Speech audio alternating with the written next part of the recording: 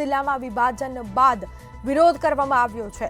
લોકો દ્વારા વિરોધ કરાયો છે સખત, જેમાં ધાનેરાનો થરાદ જિલ્લામાં સમાવેશ થતા વિરોધના સૂર ઉઠ્યા છે। પૂર્વ ધારાસભ્ય નાથાભાઈ પટેલે પણ વિરોધ નોંધાવ્યો।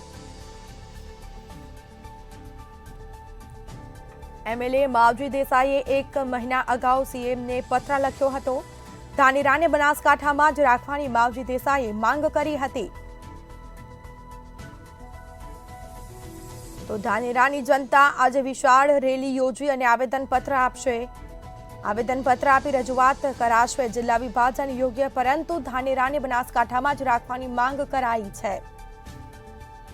વધુ વિગતો સાથે સંવાદદાતા પ્રકાશ ત્રિવેદી ફોન લાઈન પર જોડાયા છે। જી, બનાસકાંઠાનું 2 જિલ્લામાં વિભાજન થયું છે અને તેને લઈને લોકોમાં એક રોષ જોવા મળ્યો છે, વિરોધ પર ઉતર્યા છે લોકો। શું છે મામલો?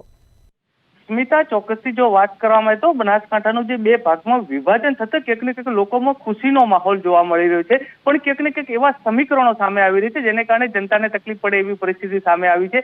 જ્યારે ધાનેરા તાલુકાની વાત કરવામાં આવે તો ધાનેરા તાલુકામાં જે થરાદની અંદર સમાવેશ થતો પૂર્વ એમએલએ નથાભાઈએ પણ ગઈકાલે વિરોધ નોંધાવ્યો હતો અને અગાઉ 2 મહિના પહેલા માવજીભાઈ દેસાઈએ પણ 1 મહિના પહેલા લેટર લખીને ધાનેરાને બનાસકાંઠામાં રાખવાની વાત કરવામાં આવી હતી અને એના અનુસંધાનમાં આજે ધાનેરામાં એક રેલી અને આવેદનપત્રનું પણ આયોજન કરવામાં આવ્યું છે। જિલ્લા વિભાજનનું કામ સારું ધાનેરાની જનતા ગણાવી રહી છે, પણ ધાનેરાને બનાસકાંઠામાં રાખવાની વાત કરીએ છીએ। થરાદ જિલ્લો કોઈ પણ સંજોગમાં એમને અનુકૂળ પડે નહીં એવી વાતનો તર્ક સામે આવી રહ્યો છે। સાથોસાથ કાંકરેજમાં પણ આવી જ પરિસ્થિતિ સામે આવી છે। એટલે હવે જોવાનું એ રહ્યું કે આ જનતાનો વિરોધ કેટલો ઉગ્ર રહેશે, કઈ રીતે રહેશે અને તંત્ર આ બાબતમાં શું નિર્ણય લેશે।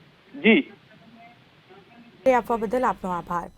તો પૂર્વ ધારાસભ્ય નાથાભાઈ પટેલે વિરોધ નોંધાવ્યો છે, જેમાં એમએલએ માવજી દેસાઈએ 1 મહિના અગાઉ સીએમને પત્ર લખ્યો હતો।